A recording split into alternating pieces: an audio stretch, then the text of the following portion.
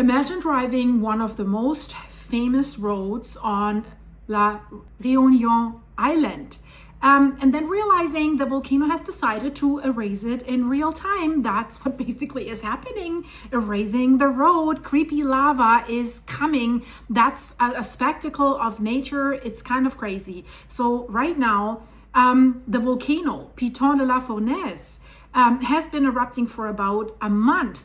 And the story just escalated in a way people on the island wait usually years to see. Lava has crossed the road RN2 again, not once, not twice, but with a third lava arm later in the day, cutting the road in several places as it has pushed towards the ocean. And while people are watching this like a spectacle, volcanologists are right there taking fresh samples from the lava flow, right? Because inside that lava is the chemical record, basically, of what the magma has been doing beneath the volcano this entire month. And that's what they want to know. This is a beautiful area. It's a beautiful island. I've been in the area. I've looked at the volcanoes. I've looked at what's going on there, what the geology is. It's years back.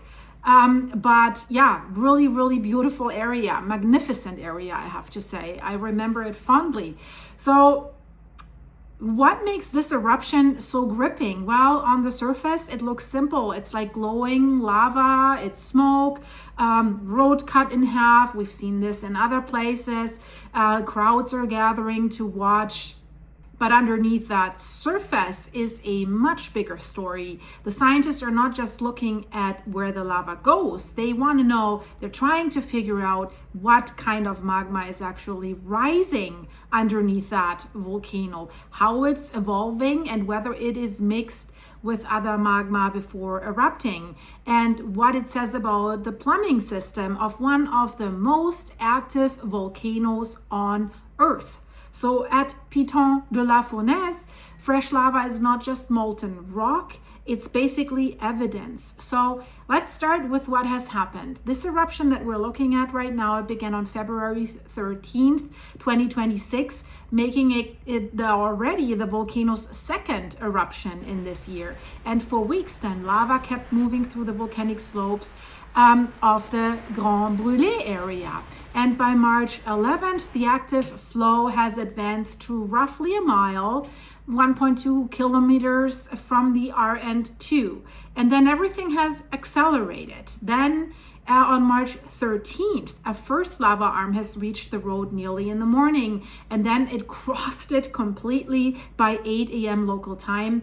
And then a second flow has cut the road shortly after. And later, even a third arm arrived as well, has spreading the active crossing zone to roughly, 1,000 feet wide, 260 meters. This was the first time in nearly 20 years that lava has crossed the RN2 road, something that hasn't been seen since 2007. And I have to say, this is where the visual power of this story becomes enormous. That road is not just any road, it's the main road linking the south and the east of the island through the Route des Laves, lava route, right? A road already famous because it runs through terrain that has been built by earlier eruptions. So when lava crosses it, it feels like the volcano is basically reclaiming its own territory. And thankfully, authorities had already closed the section before the lava crossing for safety because the threat was kind of obvious, right? They saw it coming. And once the lava then cut the road, direct travel between Saint Philippe and Saint Rose was effectively broken, turning what is normally a 30-minute trip into a detour for residents, roughly 2.5 hours you have to go around the island. So now think about what this means in human terms. The eruption is happening in an uninhabited zone, of course. So this is not a story of like homes being swallowed or people fleeing for their lives or something like this, but it's still very disruptive, dramatic, and it's deeply symbolic, I would say.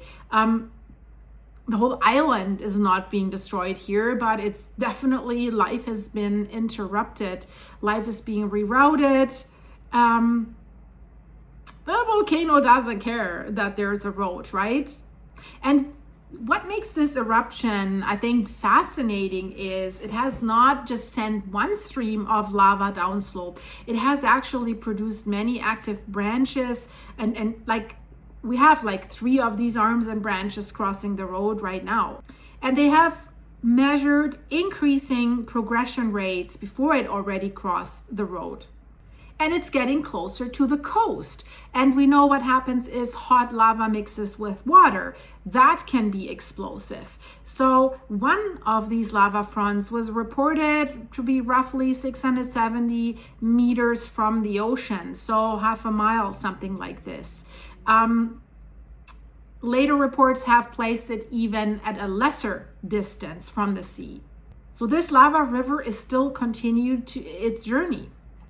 And here's the detail that turns this from a spectacle into science. So that is important for us volcano freaks. So as the third lava arm or river cut across the road, the volcanologists used the opportunity to collect these samples for the laboratory analysis. And that may sound routine, but it matters enormously if you have fresh samples, because then they can really examine the chemical composition as close as possible to the moment when the actual eruption happened. So with that, it helps them to understand what the magma reservoir was doing closely before eruption, and whether the magma changed over the course of the eruption, and how much mixing may have taken place, and whether deeper or more evolved magma joined the system before the lava reached the surface.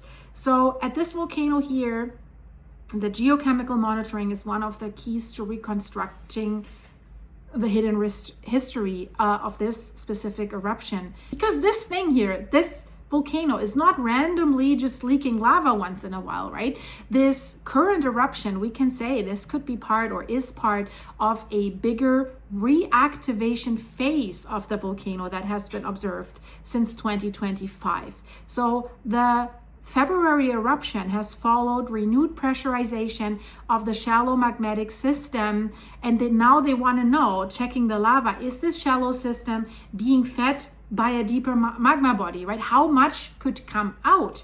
So, of course, this came with elevated seismicity and also with inflation of the land underneath the volcano. Magma was moving. So when the eruption started February 13, it was the visible expression of deeper unrest that they already knew is happening there. So lava cutting the road is dramatic, but it's only the final surface sign or symptom of a process that began way further down the volcano. And now we have to wait and see how this is evolving and what the chemical results will be. So I hope you will wait for an update. Please give it a hype, a like, and subscribe if you want to support the channel. Link is in the description. You can fill me up with coffee or click the join button, become a supportive member, and get behind the scene videos. So guys, thanks for watching. I'll see you in the next one. There's so much going on. Check out these videos right away. Then I see you in a second. Bye bye.